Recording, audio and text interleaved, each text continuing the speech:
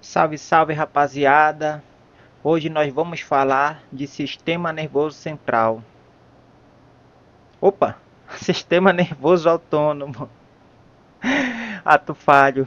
Nós já falamos no primeiro vídeo sobre sistema nervoso central, fizemos uma breve introdução. E aqui vai ser uma pegada mais voltada para a fisiologia.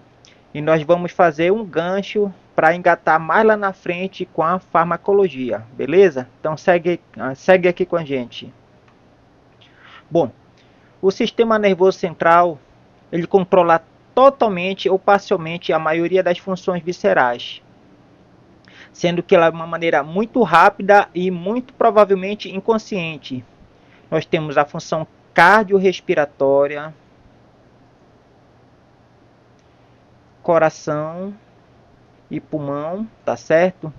Motilidade gastrointestinal, esvaziamento da bexiga, sudorese, temperatura corporal e secreção de algumas glândulas. De grande interesse para a gente foca aqui na função cardiorrespiratória, tá certo? Que ele é muito modulado pelo sistema nervoso autônomo, o que geralmente um faz, o outro faz o contrário, mas para frente nós vamos ver. E de alguma forma aqui no trato gastrointestinal, beleza? Isso aí vão ser de suma importância para a gente. Bom, quanto à sua organização geral, ele é ativado por algumas porções do córtex límbico, hipotálamo, tronco cerebral, que a gente já viu na aula de sistema nervoso, que é composto de bulbo, ponte e mesencéfalo, e da medula espinhal, sendo que o sistema nervoso autônomo opera em geral por meio de reflexos viscerais.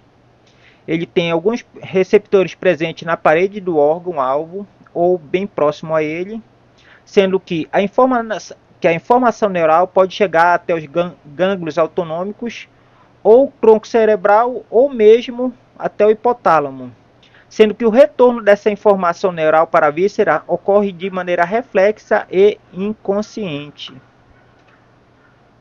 Aqui uma visão geral do sistema nervoso autônomo, simpático e parasimpático. De forma geral, nós temos uma divisão tóraco-lombar para o sistema nervoso autônomo, uma divisão crânio-sacral. Aqui em C1 é o sistema nervoso simpático. Aqui na região caudal, o sistema nervoso simpático. Sendo que aqui nessa porção superior nós temos envolvido os nervos cranianos. E aqui na divisão tóraco-lombar é o sistema nervoso parasimpático, onde o principal neurotransmissor envolvido é a norepinefrina ou mesmo a epinefrina. E aqui o principal neurotransmissor envolvido é a acetilcolina, beleza? Então não podemos esquecer disso. Aqui mais uma organização e outra referência bibliográfica. Nós temos a divisão simpática e a divisão parasimpática. A divisão tóraco-lombar do sistema simpático e a divisão crânio-sacral do sistema parasimpático. Beleza? Então mais à frente a gente vai dar mais miuçada nisso. Sistema nervoso simpático. Ele está na região, na porção tóraco-lombar da medula espinhal. São esses segmentos aqui, T1 até 5 até L2. O principal neurotransmissor envolvido é a norepinefrina ou mesmo a epinefrina, sendo que nós temos dois neurônios que fazem a comunicação. Sendo que temos no primeiro neurônio, ou neurônio de primeira ordem, um neurônio colinérgico, onde nós temos a acetilcolina envolvida. Então ele é um neurônio pré-ganglionar, é um neurônio colinérgico, sendo que ele é neuroanatomicamente mais curto, sendo que a origem é na medula espinhal, tá certo? E ele vai inervar o gânglio da cadeia simpática. O segundo neurônio, ou chamado neurônio pós-ganglionar ou neurônio de segunda ordem, ele é bem mais longo, tá certo? Ele tem na sua superfície, ali na sinapse, um receptor nicotínico e ele produz como resposta principalmente a noepinefrina. A sua origem é no gânglio da cadeia simpática e ele vai inervar o órgão-alvo. Já no parasimpático a gente inverte as coisas. A gente viu que já é uma localização mais crânio-sacral, uma porção ali perto do áclas e do axis, sendo que os neurônios envolvidos são neurônios colinérgicos, e eles possuem neurônio de primeira e segunda ordem, sendo que esse neurônio pré-ganglional de primeira ordem, ele tem uma porção cervical, e ele vai inervar o gânglio da cadeia parasimpática, sendo que ele é um neurônio muito mais longo, esse neurônio primário. E esse neurônio secundário é um neurônio bem mais longo, sendo que ele possui na sua superfície, esse neurônio secundário, um receptor nicotínico, então são sinapses super rápidas, e ele tem origem na cadeia do gânglio parasimpático, e também a gente chama de fibras colinérgicas ou fibras parasimpáticas. Bom, de forma didática, nós podemos dividir o sistema nervoso autônomo em simpático ou simpático. E didaticamente a gente fala que ele tem funções antagônicas, sempre que existem sempre exceções. Então a gente tem que compreender de maneira geral essas funções para levar à frente o aprendizado, mas alguma exceção, alguma minúcia existe, então a gente sempre tem que estar de olho, beleza? Aqui uma tabela para exemplificar como eles operam, o que um faz, geralmente o outro faz ao contrário, mas em certas situações eles têm funções complementares, de forma geral. Aqui para o sistema nervoso simpático, nos olhos nós temos a ação simpática com a ação de epinefrina ou norepinefrina. Nós temos migríase. Se fosse o parasimpático, nós temos a miose. Então, aqui nesse caso, eles vão ter funções antagônicas e o neurotransmissor envolvido, em um caso, vai ser acetilcolina para miose e norepinefrina ou epinefrina para migríase. No trato das glândulas salivares, um promove secreção fluida, outro promove secreção espessa. Na função cardiorrespiratória, você promove broncodilatação para o sistema nervoso simpático e para o nervoso parasimpático nós promovemos broncoconstrição. Só que aqui eu vou dar a dica de ouro. Para a função cardiorrespiratória, no sistema nervoso parasimpático, você tem uma diminuição da função cardiorrespiratória sob influência da acetilcolina, tá certo? Então a função cardiorrespiratória ela está diminuída. Você vai ter broncoconstrição, você vai ter bradicardia. Sob a função desse neurotransmissor, você vai ter uma diminuição da função cardiorrespiratória. Agora, para o sistema nervoso parasimpático, quando ele está em ação, você vai ter um estímulo da função gastrointestinal. Beleza? Você vai ter um aumento da secreção gástrica, você vai ter aumento da secreção de insulina, tá certo? Você vai ter aumento da motilidade tanto do estômago quanto do intestino. A insulina vai ser consequência, a liberação da insulina vai ser consequência do aumento do peristaltismo, da função gastrointestinal, e a gente vai pensar logo que o indivíduo está alimentado, então faz muito sentido haver secreção da insulina. Aqui o peristaltismo e tônus estão aumentados. Quanto à bexiga urinária, você vai ver que tem contração da bexiga urinária, levando ao estímulo da micção, tá certo? Quanto aos órgãos reprodutores, você vai ter uma ereção, tá certo? E quanto à função hematopoética, você vai ter uma função diminuída na função hematopoética, beleza? Agora, se a gente jogar para o lado parasimpático, que normalmente a gente pensa em funções antagônicas, você vai ter uma secreção fluida das glândulas salivares, você vai ter uma broncodilatação, onde nós pensamos em estímulo da função respiratória e também da função cardíaca. Então, o sistema nervoso simpático, ele promove um ionotropismo positivo e um cronotropismo positivo, aumento da força e da contração dessa função cardíaca, aumento da força e aumento da frequência desse coração, tá certo? Você vai ter glicogenólise, glicólise e lipólise, tudo sobre a ação da norepinefrina ou da epinefrina. Você vai ter que ter quebra do glicogênio, você vai ter quebra da glicose e você vai ter quebra dos lipídios, tudo com função, com o objetivo de gerar mais energia. Você vai ter secreção da epinefrina e norepinefrina, você vai ter uma inibição da função urinária, você também tem diminuição da secreção, você vai ter um estímulo da secreção de renina. Isso vai aumentar a pressão arterial. A renina aumentada, você tem um aumento da pressão arterial e isso vai influenciar na taquicardia e também na broncodilatação para melhorar a aeração dos pulmões, beleza? Você vai ter sim uma diminuição da secreção gástrica, você, como resultado disso, vai ter uma diminuição também desse peristaltismo gástrico.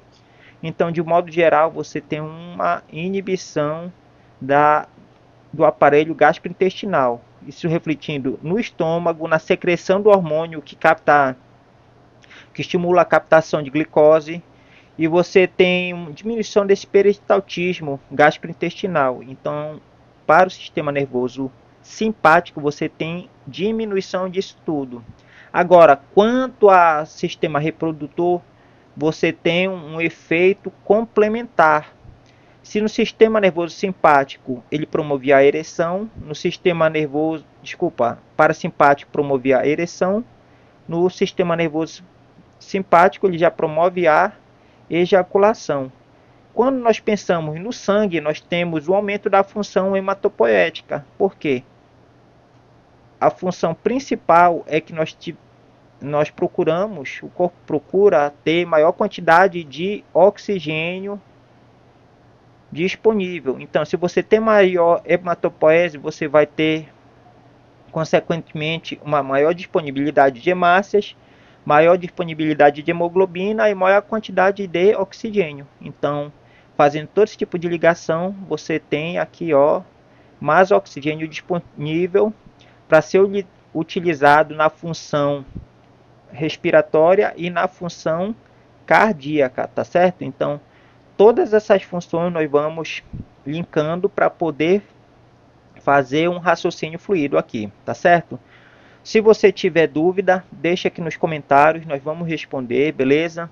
Eu peço para você também que curta e compartilhe esse conteúdo com aquele seu colega que tem dificuldade no sistema nervoso autônomo. E assim a gente consegue crescer e aumentar a base de seguidores do canal e o trabalho ser distribuído para mais pessoas que estão precisando desse assunto, beleza? Dê essa força aí pra gente. Bom, aqui na relação entre frequência de estímulo e grau dos efeitos simpático e parasimpático. Bom, fibras simpáticas e parasimpáticas precisam de muito menos pulso de neurotransmissores para ativar os órgãos efetores quando comparamos a ativação dos músculos esqueléticos. A ativação de uma víscera, você precisa de uma certa quantidade de pulso, que comparado com o estímulo de músculo esquelético é bem menor, tá certo? Aqui só, por exemplo, para ativar uma víscera, você depende de uma quantidade X de pulsos de neurotransmissores, e aqui para o músculo esquelético você precisa de uma quantidade matematicamente bem maior deles, tá certo? aqui vamos entrar e começar a falar sobre tônus simpático e tônus parasimpático. Quando falamos de tônus, nós estamos nos referindo à função constitutiva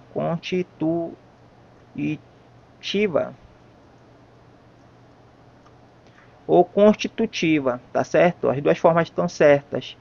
Então eles estão continuamente ativos, dando um tônus basal.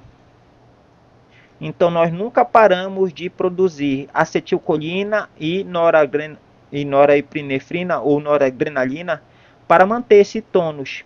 Ora mais com um simpático, ora mais com um parasimpático, sempre na busca de um equilíbrio. Tá certo? Então o corpo sempre busca esse equilíbrio. Então ele muda, ora simpático, ora parasimpático. E aqui a gente vai dar o nome de tônus, tá certo? E isso a gente vai tentar controlar a função visceral. Nós vamos modular o diâmetro das artérias, função cardiorrespiratória, funcionamento gastrointestinal, função visual. Então, horas nós vamos ter a acetilcolina agindo, horas nós vamos ter a norepinefrina. O que um faz, o outro vai diminuir.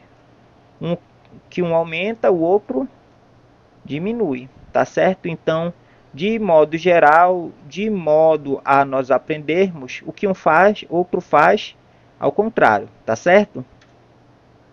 Bom, quanto ao efeito da perda de uma parte desse tônus, o que acontece?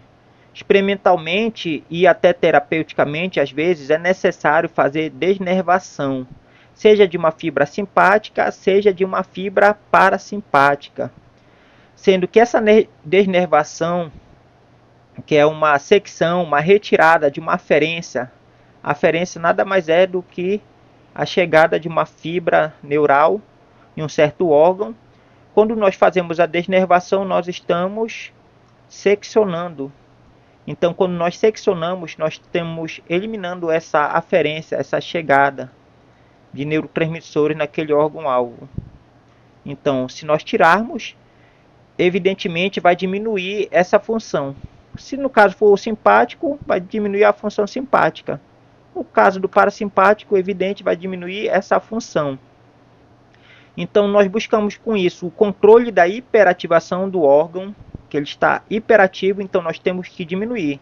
Só que nós estamos fazendo isso de forma mecânica, nós estamos eliminando essa aferência. Só que tem um problema. Com o passar do tempo, esse órgão que naturalmente tem a expressão de receptores em sua superfície para aquele neurotransmissor, ele detecta a falta desses neurotransmissores. Então ele começa a expressar mais receptores. Então dessa forma ele tem uma adaptação fisiológica e qualquer tipo de neurotransmissor que tenha a ver com a ativação dele vai acabar ativando esse órgão-alvo. Não por aquela aferência neural que foi eliminada, mas por neurotransmissores que têm algum tipo de atividade sobre órgãos-alvos. Então acontece uma adaptação fisiológica e nós temos uma recuperação parcial desse tônus. É um tônus intrínseco. Ele não é maior e nem igual, ele é menor. Mas ainda assim ele consegue recuperar parcialmente. Tá certo? Ele não é ablado, ele não é abolido, ele não é eliminado completamente. Isso é feito por compensação fisiológica a partir da suprarregulação de receptores agonistas, tá certo? Então os receptores agonistas vão ser suprarregulados na superfície desse órgão-alvo, tá certo? Então é por isso que a partir de uma desnervação, com o tempo você volta a ter o efeito pelo menos parcial.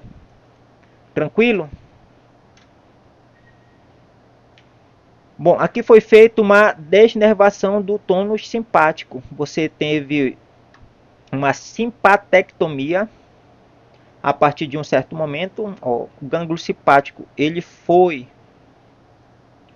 retirado. Então você teve um aumento do fluxo, porque você teve o aumento do diâmetro da artéria. Por que o aumento do diâmetro da artéria? Porque a norepinefrina fazia a contração dessa artéria, mantendo o seu diâmetro diminuído. Com a retirada da norepinefrina, esse diâmetro aumentou pela perda da função simpática, tá certo? Após algumas semanas, então isso aqui houve um aumento do diâmetro. Só que esse tecido começou a fazer suprarregulação, expressar mais receptores onde agonistas provocavam a sua contração. E experimentalmente, quando você joga um agonista aqui, no caso a norepinefrina, você vê que tem uma redução do fluxo sanguíneo. Por quê? Houve contração, pois houve suprarregulação desses receptores na superfície, tá certo? Então, esse é um dos grandes problemas. E se a gente fizer um link lá com fármacos que controlam a pressão arterial, quando você joga bloqueadores aqui, você está diminuindo a função que provoca a contração dessa artéria. Então, você vai ter um relaxamento dessa artéria e aumento do fluxo sanguíneo. Só que tem um problema. Ele começa a fazer expressão de mais receptores para tentar compensar aquilo que ele acha que é o fluxo sanguíneo ideal. Então, como você jogou antagonista, você tem a expressão de mais receptores para tentar captar neurotransmissores que promovam a função agonista. Agora, se você começar a esquecer o receptor, o remédio, tomar o remédio, você vai ter muito receptor vago. E aí, quando vem os agonistas, você vai ter uma hiperativação a partir desses agonistas e você vai ter uma contração exacerbada da artéria. Então, você vai ter um pico de pressão arterial. Então, por isso que é indispensável você tomar o medicamento no horário exato, tá certo? Aqui fazendo essa notinha de rodapé, a simpatectomia ela regula o fluxo sanguíneo e após uma semana você faz uma dose experimental que reduz. Então você mostra a volta da sensibilidade da musculatura à aplicação de epinefrina. Beleza? O sistema nervoso autônomo simpático em geral causa respostas localizadas e específicas. Ele não ativa todos os órgãos de uma vez só. Sendo que, por exemplo, quando nós tratamos com a função... Opa, cadê? Nós tratamos com o sistema cardiorrespiratório. Se nós tivéssemos uma simpatectomia, uma função simpática aumentada, você tem uma função cardíaca aumentada. Se for parasimpático, você tem uma função cardíaca diminuída. Aqui nós estamos falando de sistema nervoso parasimpático. Se for parasimpático, nós temos frequência cardíaca diminuída. Agora, se tratando do sistema nervoso parasimpático, a função gastrointestinal ela está aumentada. Com o aumento da secreção de glândulas espessas pela boca, tá certo? E nela já contém enzimas digestivas.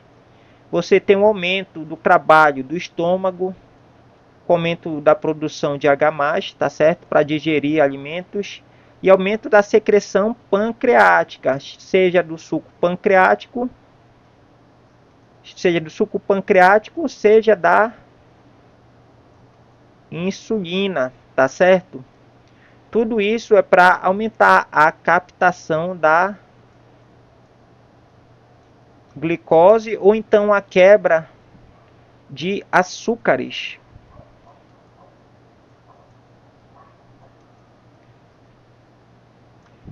Então, quando você tem esse estímulo parasimpático, você tem aumento dessas funções. Então, você aumenta a captação de glicose e você tem também um aumento da quebra de açúcares.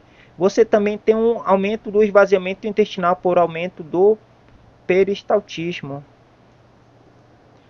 Aumento do peristaltismo. Então, o intestino trabalha mais porque a boca está trabalhando mais, o estômago está trabalhando mais, o pâncreas está trabalhando mais. Você tem secreção de enzimas digestivas, sucos gástricos, sucos digestivos como suco gástrico, suco pancreático, e você também tem aumento da secreção de insulina, tá certo? Você também tem aumento da secreção do esvaziamento intestinal e aumento vesical, tá certo?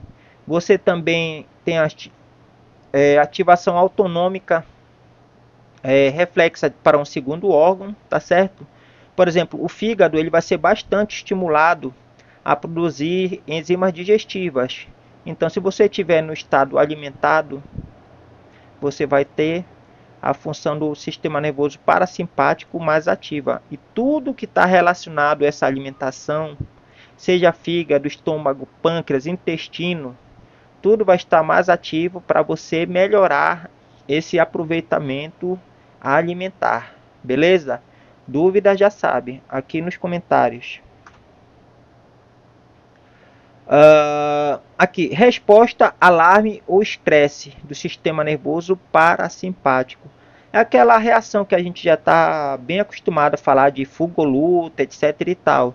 Sendo que nesse sistema, nessa reação, nós temos uma descarga em massa desses dois neurotransmissores, da epinefrina e norepinefrina. Sendo que quando você tem uma descarga em massa, você vai ter um aumento da função cardiovascular, com aumento do ionotropismo, aumento da força de contração, você tem um aumento do cronotropismo, aumento do diminuição do tempo de contração, ou seja, aumento da frequência cardíaca, você tem um aumento do débito cardíaco, você tem mais sangue circulando, você tem mais oxigênio disponível aqui para esse sistema. Você tem um aumento do metabolismo muscular e força muscular, tá certo? Você tem um aumento da glicólise, que é a quebra da glicose para gerar energia. Você tem um aumento do metabolismo hepático. Você tem a glicogenólise, a quebra do glicogênio. A glicólise, quebra da glicose para a formação de ATP. E aumento do metabolismo dos lipídios. Você tem mais formação de corpos cetônicos, tá certo? Com isso você vai cair no ciclo de Krebs. Caindo no ciclo de Krebs, você vai querer ter substrato suficiente para ir para a cadeia transportadora de elétrons para formar o ATP, que nada mais é do que energia. Então, essa energia vai ser utilizada para a função muscular, para a função cardiovascular, tá certo? E você também tem um aumento da coagulação sanguínea. Então, até na função hematopoética você tem alteração. Então, por conta desse descarregamento em massa das catecolaminas, você tem um aumento da função cardiovascular, muscular e aumento da função hepática por conta de reações de alarme ou de estresse. É aquela famosa reação de fuga ou luta, que é bem conhecida aí. Isso não é bem um nome certo assim, de a gente caracterizar, mas já serve aqui para o nosso termo didático. Dúvidas já sabe, aí no comentário, beleza? Bom, nós temos envolvimento dessas funções também passando pelo tronco cerebral, que a gente já viu na última aula, que é bulbo, ponte mesencéfalo. Você tem controle da pressão arterial e da função cardiorrespiratória. Se por um lado a norepinefrina aumenta a função cardiorrespiratória, a acetilcolina diminui a função cardiorrespiratória, sendo que ela é entregue no coração a partir do nervo vago. E diminui a função cardiorrespiratória, tá certo? Ele dá uma acalmada. Se a norepinefrina aumenta, a acetilcolina diminui a partir de aferências vagais. Sendo que nos centros neurais superiores, como hipotálamo e córtex cerebral, você tem uma modulação da fisiologia do tronco encefálico, tá certo? Sendo que drogas psicotrópicas que atuam de algum modo no tronco encefálico vai alterar o controle da pressão arterial e função cardiorrespiratória. Por exemplo, drogas que são consideradas um pouco mais antigas, um pouco menos refinadas, como os barbitúricos,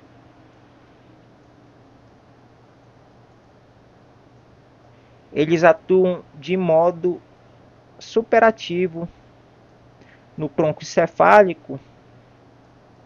Além de você ter alguns prejuízos motores, você tem uma interferência na função cardiorrespiratória que acaba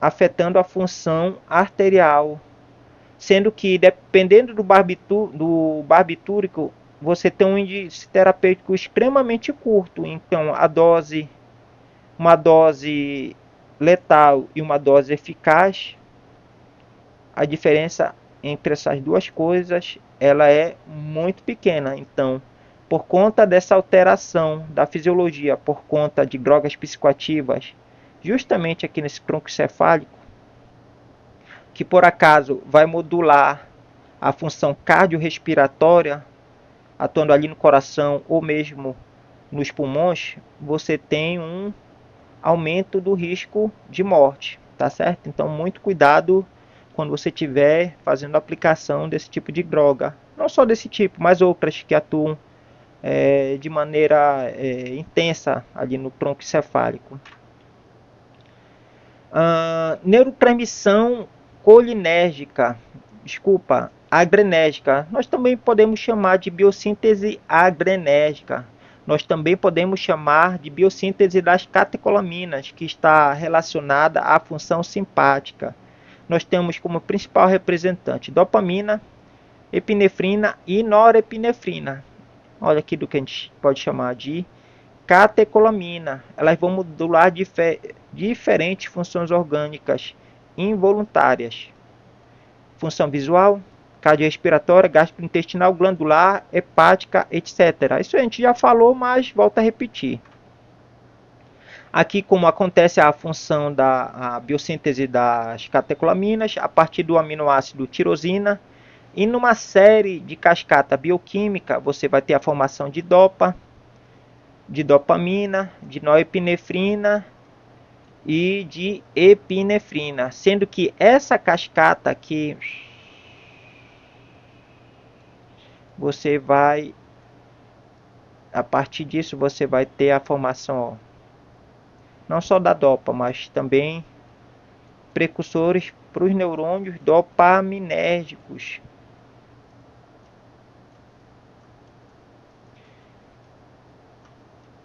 Então, esses neurônios dopaminérgicos está relacionado à biossíntese da dopamina, e onde um dos precursores é a própria dopa, tá certo? E está relacionado aos neurônios da substância negra, lá no encéfalo. Beleza? Mas isso é papo para outra aula. Mas fique sabendo que a partir da tirosina, você tem a formação de dopamina, norepinefrina e epinefrina, as chamadas catecolaminas. Em termos de sinalização, nós temos aqui alguns interesses. A proteína sinase A, a proteína sinase K, a proteína C sinase e as canquinases. E elas estão envolvidas com essa sinalização, tá certo? Então, a etapa limitante é a enzima tirosina hidroxilase. Se por algum erro metabólico nós não tivermos essa enzima, nós não vamos ter nenhum desses outros neurotransmissores, tá certo? Aqui um botão sináptico onde a norepinefrina é sintetizada a partir da tirosina, formação de dopamina, e a dopamina é convertida em norepinefrina já dentro da vesícula sináptica, e a partir disso ela é secretada. Para ela ser secretada, olha aqui, fisiologia da neurotransmissão, canal de cálcio regulados por voltagem, a liberação do neurotransmissor, e aqui temos os recaptadores ou captadores das catecolaminas, sendo que eles são podem ser alvo de drogas de abuso ou drogas com outras funções orgânicas, tá certo? Que modulam outras funções orgânicas. Aqui no caso tem a noepinefrina.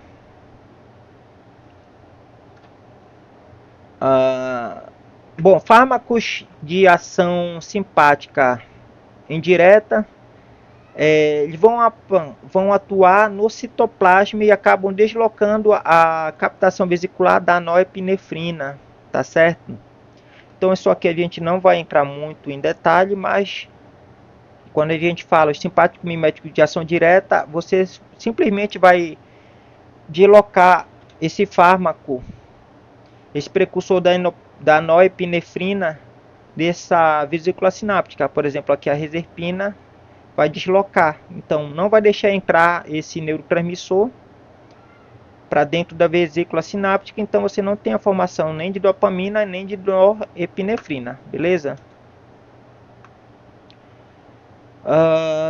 A norepinefrina é lançada na fenda sináptica por difusão facilitada através da membrana celular pré-sináptica, etc. e tal. E esses fármacos sinépticos de ação indireta podem induzir taquifilaxia, tá certo? Então você tem taquifilaxia nada mais é do que tolerância aguda. Por exemplo, a tiramina, que é a doença que provoca a doença do queijo. O uso exacerbado dela, você promove uma taquifilaxia, uma tolerância aguda quando você utiliza nesses terminais sinápticos. Você tem aqui a sinapse. Você tem a tiramina que toma o lugar da norepinefrina e ele começa a ativar de forma exacerbada o terminal pós-sináptico. Só que com o tempo essa resposta vai sendo abolida, isso de forma aguda. Por isso a taquifilaxia. E aqui são os transportadores que fazem a captação, a recaptação. Isso aí é coisa para um outro momento. Mas de qualquer forma, existem esses transportadores e esses recaptadores. Então isso é bem interessante, porque você não precisa fazer a ressíntese.